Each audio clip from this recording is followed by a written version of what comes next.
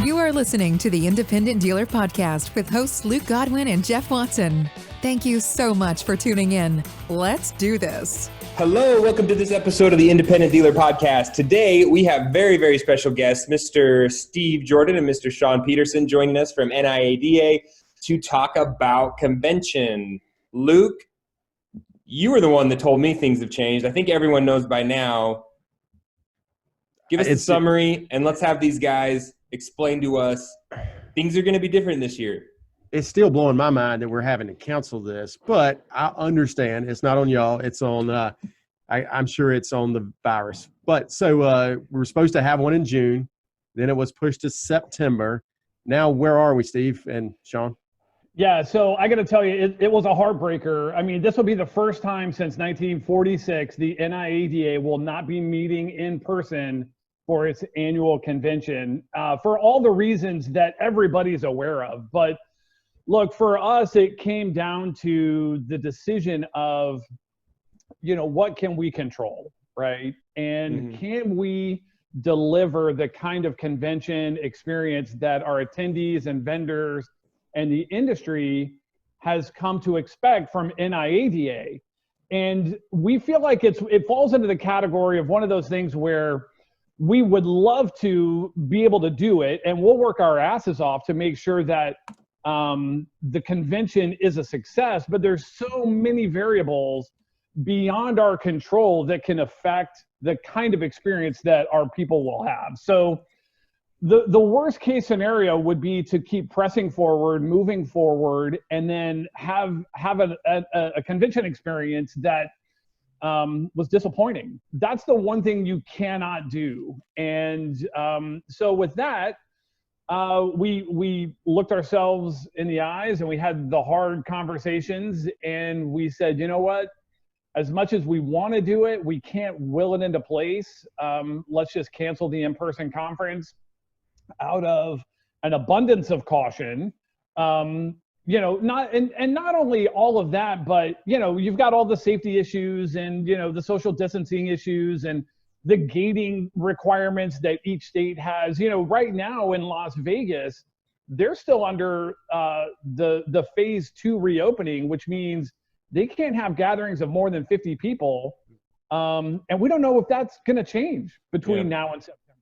So if you're going to cancel, now is the time to do it. And it gives you enough bandwidth to pivot and make a move to a virtual conference. Which, look, at the end of the day, when we make the pitch to dealers to come to the convention, the single biggest hook is the convention education, right? There's networking, and there's, parties, and there's open bars, and there's receptions and dinners, and, all the fun things that you do as an association. But the core to that is, how can I make my business better? What is the one thing, the one nugget takeaway that I'm going to be able to take back to my dealership and make 10 grand a month or save 10 grand a month? And, that'll more than pay for my experience. So we feel like we've been able to take a lot of the same core educational components and pivot that into a virtual conference. So, Shaun's been on the tip of the spear helping us pull all of that content together. And really what we've decided to do for the virtual conference is focus the education on 3 things: cars, customers, and credit.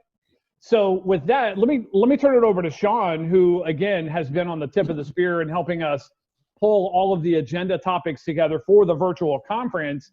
And he could talk a little bit more about that. Shaun? Yeah, so one of the things that we've done throughout the course of the pandemic is to pull the dealers. What are the challenges that you're facing? What are the hardest things? What's working for you? What's not working for you? And, to Steve's point, one of the things that consistently came back to us was we need 3 things. We need cash, we need cars, and we need customers. So we designed our virtual education experience around topics that address those 3 things. On the inventory side, what do the wholesale markets look like? What's sourcing inventory look like throughout this thing, and what's it going to look like into the future? We know that, prices are high and supply is low. How do you recondition? I know that was one of your topics in one of your recent podcasts. What does it look like for the retail dealer? What does it look like for the buy here, pay here dealer? Do the auctions have some perspectives? We've got some great things lined up in online retailing and contactless delivery. As states have put shelter-in-place orders into effect and then pulled them back on those, and now that car dealers are essential, a lot of dealers had already put those processes into place. Some of them are fine-tuning them. Is this a trend that's here to stay moving into the future? So we'll talk a little bit about what online retailing works. We'll get a lot of dealer perspective. I think one of the highlights in this agenda is the opportunity for dealers to hear from dealers. There'll be a lot of dealer panels, a lot of discussion from those perspectives. And then on the financing side, on the cash and credit side, we've got lots of sessions geared towards what's the future of floor planning look like. That was one of the things that we heard from the very outset, that a lot of dealers had their lines whacked right out of the gate. Are they going to get them back? What does that look like with inventory low? So lots of fun topics to dig into that. We'll have some discussion on the future of indirect lending, and what steps are going to come into play. What credit looks like for customers, what credit looks like for dealers. As many different angles as we can attack, we're going to attack it from. Not to backpedal too far on the reason not to do it, but one thing that really connected the dots for me, and maybe will help other dealers, is I had heard word that there's large vendors that are large supporters of the association that are just not traveling, right? Mm-hmm. They're not going anywhere. They're not going to be there. The vendor hall is going to be a ghost town. There's not going to be money to get behind, events and activities and make this thing successful. And I don't think any of us dealers want NIADA to have an event that's not to that par. So that's where it clicked for me, is I said, hey man, you know what? Yeah, there's no sense in doing this if it's going to be this ghost town of a convention and you don't have the large sponsors there to make sure that NIADA can float this thing. So yeah, that's just my backtrack, and we don't need to get into it, but that really clicked for me as duh. Like, well, what did that? I do want to know. I mean, what did that look like? Because we know what vendors have done for us. That, there's been vendors that have really stepped up and kind of cut rates for some people for a couple of months. What does the vendor situation look like out there, Steve? Well, for us, it was a mix.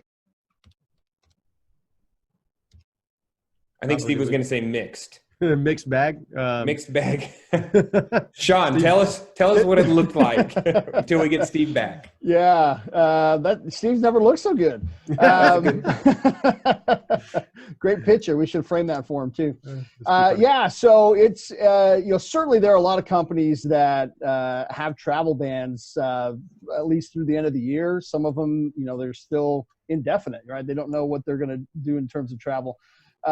I will say this, throughout the pandemic, I think vendors have been extremely supportive of dealers, extremely supportive of NIADA, given the constraints that they have in place via travel bans or travel restrictions, or whatever the case may be. Mm-hmm. They're certainly willing to jump all in this virtual convention that we're doing as well. One of the things that is a highlight of this is a dedicated virtual expo hall. So we want to make sure that dealers still have the opportunity to connect with those vendors for solutions that they need in their dealership. Mm-hmm. So we'll have, really the expo hall is going to be open for the entire 3 weeks. So we're doing a little bit something unique with the convention going virtually, rather than, the traditional footprint that we have when boots are on the ground in Vegas or Orlando, wherever case may be, where we do 3 consecutive days. Well, we're going to take that 3-day footprint and do 1 day a week, so the dealers don't feel like they have to dedicate, 4 hours a day in front of their computer for 3 consecutive days, right? We'll have agenda content. It'll start on Tuesday, September 22nd, and then we'll do something Tuesday, September 29th, and then again Tuesday, October 6th. But the virtual expo hall will really be open that entire time. So the dealers can go schedule appointments with the vendors, engage them, talk about what they need and to make their dealership better. And is this going to be a live virtual event, Shaun, or is it going to be pre-recorded? How's that going to work? Yeah, so a little bit of both. We'll have an education agenda that has specific times where you can log in, catch that particular broadcast. If you're not able to make that particular broadcast, it will be available on demand afterwards. We'll also have additional on-demand content that doesn't hit the specific dates and times of the agenda, but will be made available for dealers. And that will, you buy the convention package, that content will be available for you from the time it gets posted, let's say September 23rd, after the Tuesday 22nd sessions get posted the next day, and then it's available for the rest of the year. And so we're purchasing this thing. So what is it going to cost us? I know what a normal event costs. What is the virtual version cost, Shaun? Yeah, so this we've got a great opportunity here, and it's an opportunity that benefits both the NIADA and your state association and you as dealers. And what do I mean by that? So we've partnered with our state association network, where a portion of your registration fees will go back to the state association. The state associations lost out on the opportunity to have their conventions as well. So we're gonna split the registration fee 50-50. There's a unique registration code if Luke's in the Carolinas and Jeff in Utah, that you can punch in that code and it'll help us disseminate the funds. So what we've done with pricing is come up with a great deal of $299 for one registrant, and then $399 for a rooftop up to 5 registrants. So, Godwin Motors can sign up for $399, get 5 unique email addresses, and Luke can be watching one session, and Alexa can be watching another session, and the collections manager or whomever, and you can. And these will be available. You said that we don't have to be there, other than the couple of live sessions, which will also be recorded and available later. This is something you could log into at any time. Correct. I mean, geez, that's cheap. Yeah, that is cheap. What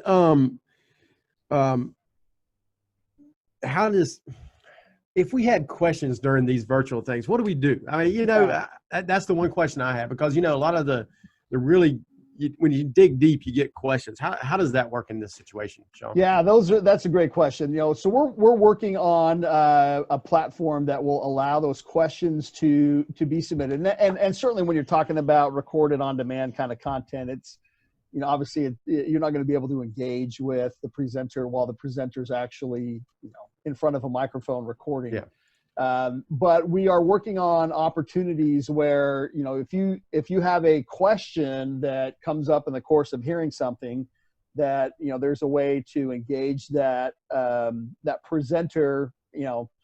Obviously we'd like to make it a little bit better than email, but that might be what we get stuck with. But, there'll be an opportunity to pose the question and for you to engage, and, hey, you said something, boom, boom, boom, boom, boom, and have a little conversation with them through some form. We're still kind of working out the kinks on that. But have we looked at how far along on setting the agenda are you, Shaun? Yeah, so we're actually we've got the agenda topics finalized. We're extending the invitations to the presenters now. If you go to niadaconvention.com, you can actually see what is finalized. Most of the, like I said, kind of broad-based session topics are finalized and will be posted by the end of the day today. Certainly by the time you guys post the podcast, it should be up and going. That's great. And you said cars. Well, Steve said cars, customers, and I heard credit or cash. I guess. Mm-hmm. Okay. And is that so? We're going to have hopefully somebody to help us get more inventory, because that's been a real issue. Are we going to talk about transportation or anything in that car section? Because I know that a lot of dealers have had real issues transporting cars lately. Yeah. So like I said, one of the things that we want to do with this particular content, certainly the quote unquote live stuff, the stuff that's on the agenda, it's going to be a lot of dealer panel focused discussion. So what works, what are the challenges, what does it look like going forward? And certainly those that are on those panels are going to be able to kind of talk about those sorts of things. So the idea on some of our education is to kind of start broad. What's it look like, right? What's the online retailing world look like? And then get into the specifics from there. What's the inventory acquisition world look like from a broad-based standpoint? Get into to more specifics. One of the other things that we're excited about, I think there's a lot of questions that people have on what's the economy going to look like, and then specifically what's the used car marketplace going to look like heading into 2021. You've got an election in between convention and the first of the year. So what does the future look like? We've got a great session with an economist to kind of talk globally about what the economy will look like for small businesses between September and the first of the year, and then peaking into 2021. And we're working on nailing down a session that focuses on those ideas specific to the used car industry. Sorry to interrupt the podcast, but great news. The Independent Dealer Podcast has its official first sponsor, Luke. Our very first sponsor. Yeah. Yep. The great guys, Tim, Taylor, Bird, over at Dealery have stepped up and said, hey, we're going to sponsor the podcast. That allows us to continue to make the episodes. It allows us to increase our production value, expand our exposure, get the word out to more people. Our promise to the podcast nation, Luke, to our listeners, to those that tune in, is that we will not turn this into some sort of paid ad nonsense. We are only going to accept sponsors from companies that we use in our own dealerships and that we stand behind and know will benefit those that listen. Dealery is definitely one of those companies, right, Luke? For sure. And the history I have with Dealery goes all the way back from 2011. I've known Taylor probably since he was in high school, and I've known Tim for all that time. Really good people. This is a quality company. They've been doing my reinsurance since 2011. And for dealers out there who don't exactly understand what reinsurance is, go back and listen to our podcast on it. But if you understand to a point what reinsurance is and you want to investigate it, you need to contact Dealery. That is the single best decision I've made in the car business, was setting up my reinsurance company. And I know that sounds like a huge statement, but it is the truth. It will change your life. It'll change your business, and it'll change the way you do business, and it'll help your customers as well. So, Jeff, I can't recommend anyone more highly than Dealery. Yeah, it's a great first sponsor for us. That's episode 19. If you want to go back to 19, that's May 16th of 2019. We spoke with Tim. We talked all about reinsurance and how it's going to benefit your dealership. Tune into that. Give the guys over there a call. Explore your options.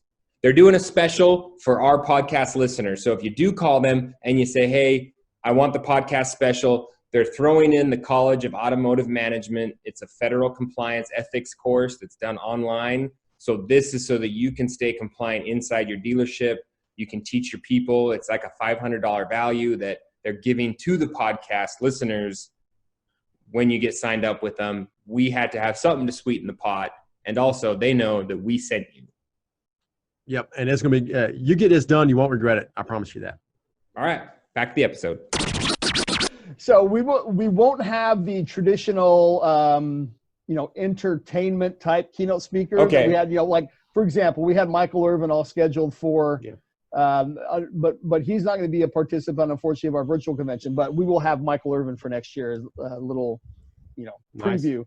But we will have Dave Anderson is coming back to do a little leadership training for us.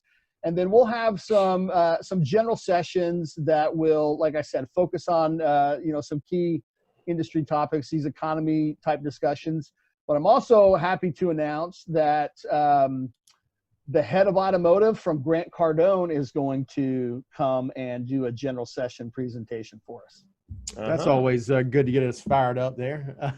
And people should know Dave Anderson. We've had him on the podcast once, and this guy can get you motivated and get you going down right path. So we talked about cars. What's the customer aspect going to look like, Shaun? What's our funnel down there? Yeah, so that's kind of where a lot of the online retailing stuff is. How do you engage customers in all of this, right? So, we've got a great dealer panel that's going to be queued up. What's kind of been the success points for them, and we're going to have, like I said, buy here, pay here dealers on that panel, retail dealers on that panel. What's worked, what didn't work, what have you tweaked? We're going to talk a lot about. We're going to get a case study put together. I won't tell you who the dealer is yet because I've got invitation pending. I haven't finalized. They will participate. They just haven't got it finalized yet. So there was one dealer that partnered with one of our vendor partners and just crushed it. They just built this great platform and put all these great processes in place. So we're going to do a little case study discussion with them. One of the things, again, the idea of online retailing, I think before the pandemic, a lot of dealers may have thought about that as, that's the Carvana thing. That's the Vroom thing. That's right. That's not us. And I think that switch, at least my perception is that switch is flipped a little bit where, there's certainly that model, but there are models that exist, I think, for all dealers and what online retailing and contactless delivery and customer engagement looks like without having, customers with feet on the ground, from, first look at a car all the way through delivery. One of the other kind of topics that we got queued up for that kind of customer track is the idea of a BDC. How can, I know there's a lot of discussion, and I know you guys have had that discussion on your podcast, BDC or not to BDC. But, if you do have a BDC, how can you utilize that to get into the sales process deeper than what you may have thought otherwise? And maybe that conversation changes some minds on whether BDC is appropriate, or maybe it changes people go, maybe I don't want to be BDC. And so anyway, we'll have some discussion based off that. That's going to be so helpful, I think, for so many dealers, because we were thrust into this new world overnight. I mean, essentially. And I know Jeff's really, thought a lot about it. And, we've delivered cars. Jeff, I think you've probably delivered cars at this point, and everything's different now. And there's some dealers who've been slow to adopt. And I think if they can listen and watch, they may learn a lot from that type of education. Mm-hmm. What I like, Shaun, is you've said a lot: dealer panel, dealer led, dealer information. Obviously, the rub with some conventions is when you show up to them, they're just big sales pitches from vendors who tell you all the reasons why your system's wrong and this is the future. And, oh, by the way, we have the answer. So I'm excited for that. I love that is a big focus of your guys, is to make sure that these aren't just infomercials. Obviously, there are some industry experts, and those are great, because these guys, they own a software company that has a solution, but they're very tactful about giving us the facts. So I wouldn't tell everyone to ignore any vendor-led, session, because there's a lot of good information there. But are there sessions that are going to be geared towards my employees? When I'm looking at what package I want to buy, is this something where I want to have access to my collections manager or my sales team to say, hey guys, here's these 5 videos I want you guys to get in and watch over the next couple weeks? Well, I certainly think the answer to that question is yes. Again, because of time constraints, what you'll see on the print agenda, we won't be able to get into every nook and cranny of the dealership. We just don't have the bandwidth or time to do that. Mm-hmm. But that being said, we'll have, again, additional on-demand content that can be there. But, I think that there's a lot of things in here that will be very applicable to a lot of different dealerships, right? Certainly the sales team would benefit from the idea of online discussions. Your buyers could benefit from the inventory and cars discussion. We're going to have something about reconditioning. I mentioned, your guys' podcast jumped that little nugget in my head. So, there may be some benefit to some of your service folks that are working on your cars. Yeah. Well, I would definitely say that's the silver lining to this whole situation is employees and key people that I either wouldn't have taken to Vegas. For me, it's easy. It's just or couldn't afford it. But I couldn't afford it, or didn't want to leave the lot empty. This is a great opportunity to educate those middle managers, even lower levels. It's a deal. Yeah, and at the price, a deal. Yeah, the kind of education you're going to get is ridiculous. And we fully expect and dare I say even encourage the dealers to utilize these training sessions in your Monday morning meetings or whenever you have your staff meetings. I mean, there's 45-minute session. If you break it up into 2 20-minute segments or put them down and have them go. I think there's a lot of great opportunity to train staff. So I'm trying to still wrap my head around exactly how it's going to work. There's going to be 1 day a week for 3 weeks. And are there going to be trainings running all day during that 1 day? So one of the things that we wanted to avoid was having dealers sit in front of their computers for 8 hours a day, right? When you're in Vegas, you're there, it's a different story. You can kind of come and go. So we're going to have a dedicated block of time where, there's going to be sessions that run or broadcast during those times. So right now we've got everything geared up, and we need to kind of pick a block of time during the day that will capture the entire country, right? So that we can, consider our friends in South Carolina while still considering our friends in Utah and California and such. So we're going to start things at 11 o'clock Central Time, and we'll run for about 4 hours a day on the content. We've got a kind of a dedicated hour in the agenda for visiting the virtual expo, to give again, I mentioned that the virtual expo hall is going to be open, the entire time, but we want to at least put some time in the agenda to encourage people to at least go check it out, and then they can schedule the times to, circle back with the vendors, on a Thursday, let's say.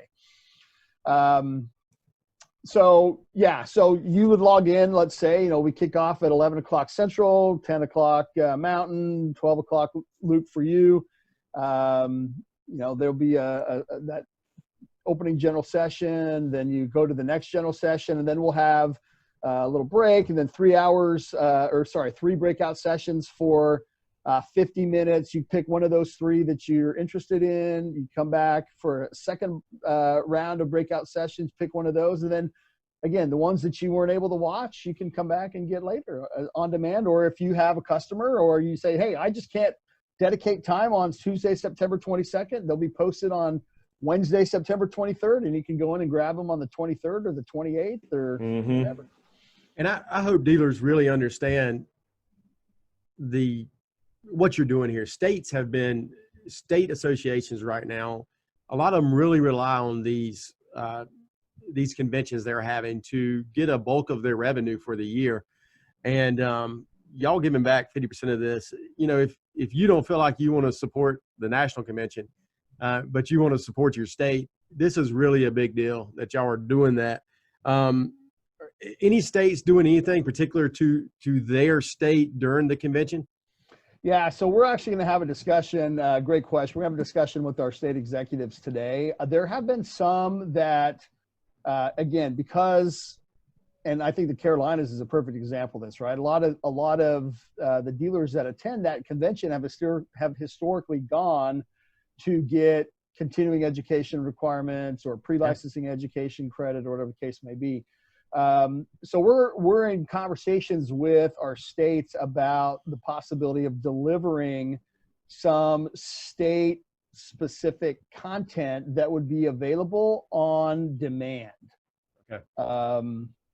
It would be, something that, Jeff might not have any interest on hearing Colonel Schwedo from South Carolina give his fire up speech and talk about titling in South Carolina, but Luke might, and that could be available for Luke to say, all right, here's the CIADA specific content, and he can go watch that on demand, or staff can go watch that on demand later. Well, that's awesome, Jeff. Do you have any more questions? No, I think for me to wrap this up, and as you guys were talking, my brain is just flashing, and I'm saying, unfortunately, what's going to happen is this is going to be so successful and so enjoyable for all those reasons we talked about that I guarantee this is not the last time we do it.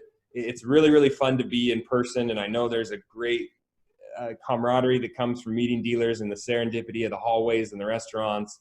But man, the upside to things like this and just the future in general. I remember about a year ago, I bought one of those silly little virtual reality headsets from Facebook, the Oculus Quest or something. And I thought to myself, this is the future of conventions.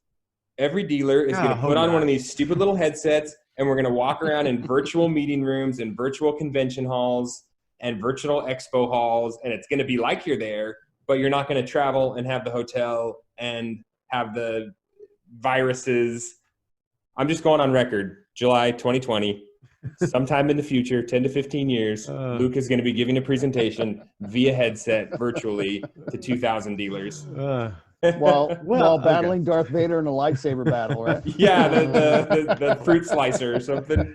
Oh gosh, I hope, Jeff, you make a valid point, and Shaun, I think there's a lot of innovation that's come out and will continue to come out, not even on the dealer side, but on the association side. And I know in the past we've recorded all of convention. Is this something that you think the association moves to in the future, of having it virtually while the actual convention is going on, or is that maybe premature? Yeah, I think there may be some prematurity to that. I think the answer to that question is we don't know. Obviously, I think to Luke shaking his head going, I hope not. I think there's so many of our dealers and vendor partners that they love being together. I think that's one of the great benefits of being a part of an association, is you get the opportunity to network individually. I know you guys just got back from one of your 20 group meetings, and that's one of the great draws of being in a 20 group, is to be able to, look your friends in the face and talk about business. And I think that's a valuable, important part. So we will, I think, always have some version of an in-person convention. Now, whether there's additional content that gets delivered virtually, I think that's to be determined, but we're certainly, looking forward into 2021, we're very excited about having all of this pandemic stuff behind us, and being able to get to the Wynn. Our 2021 convention is going to be at the Wynn in Las Vegas, and we're geared up for a great in-person convention in June, and we'll see what else accompanies that. But that will definitely happen, and barring any kind of catastrophe with this virus that nobody foresees. But we're excited for that opportunity as well. Thanks, Shaun. That's great. Yeah. Appreciate your time, man. And then if you connect with Steve again, or once he gets his Wi-Fi situation figured out, tell him thank you for us as well. Yeah. Will do. Thank you guys for having me. Thanks, Shaun. Thank you for joining us today. Hope this episode inspired you to take positive action. Remember to subscribe so you get each episode the day it comes out. And we would love your help spreading the word. Leave us a review and share this podcast with your dealer friends. Dealers helping dealers learn and grow together.